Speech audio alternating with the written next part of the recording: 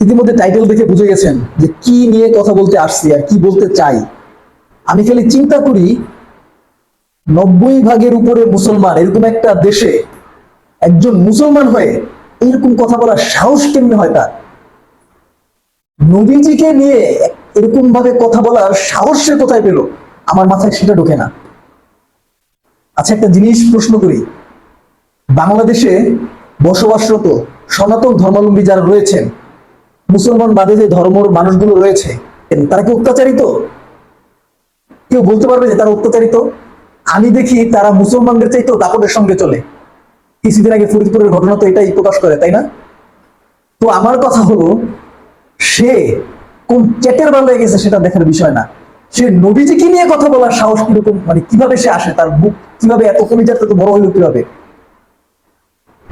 ওই বড় বড় কোনো নিউজ পোর্টালকে দেখলাম না এটা দিয়ে নিউজ করতে।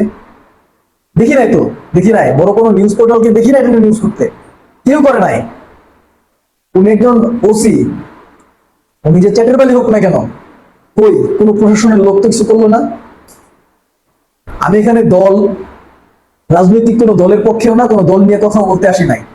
আমি এখানে আওয়ামী লীগ বিএনপি বুঝি না, জাতীয় পার্টি বুঝি না। আমি একজন মুসলিম হিসাবে আমি আমার নবীজির এরকম কটূক্তি নবীজিকে নিয়ে আমি সহ্য করবো না। আজকে যদি এখানে বঙ্গবন্ধুকে নিয়ে কিছু বলা হইতো, ঘরে তো থাকা যায় না। কেউ একটা শেখ হাসিনাকে নিয়ে নিউজ বানায়, ঘরে থাকতে পারে? পারে না। তাকে ঘুরে ফিরে মানে ধৈরা যেমনি হোক আইসিটি মামলাতে ঢুকাই দেয়। কেন ভাই? সে নবীজিকে নিয়ে কথা বলছে, কেন তার নামে কোনো মামলা হচ্ছে না কেন?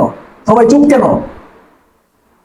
প্রাইম মিনিস্টার, আপনাকে বলছি, হাত জোর করে বলছি, আপনি দেশ কিভাবে চালান, কিভাবে চালাচ্ছেন আমার দেখার দরকার নাই।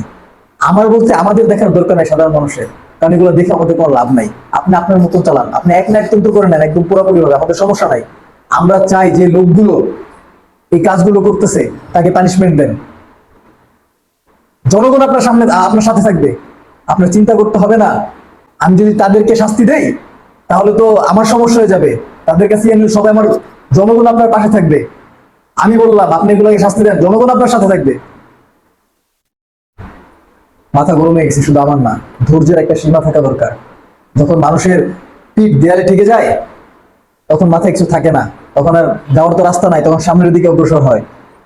তো যারা এই সাহসগুলি দেখাচ্ছে তাদেরকে দাবায় দিতে হবে, তাদেরকে সুযোগ দেওয়া যাবে না। সবার এক হতে হবে, সবাই এটা নিয়ে কথা বলতে হবে, যতটুকু পারি ততটুকু বলতে হবে। আজকে আমি কথা বলতে পারতেছি, আমি কথা বলতে হবে।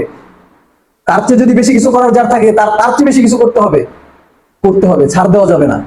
কারণ অল্প অল্প করে ছাড় দিলেই তারা বিরাট আকার ধারণ করবে।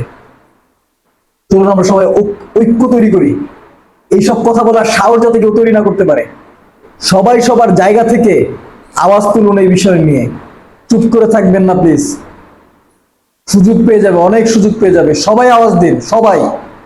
আসসালামু আলাইকুম।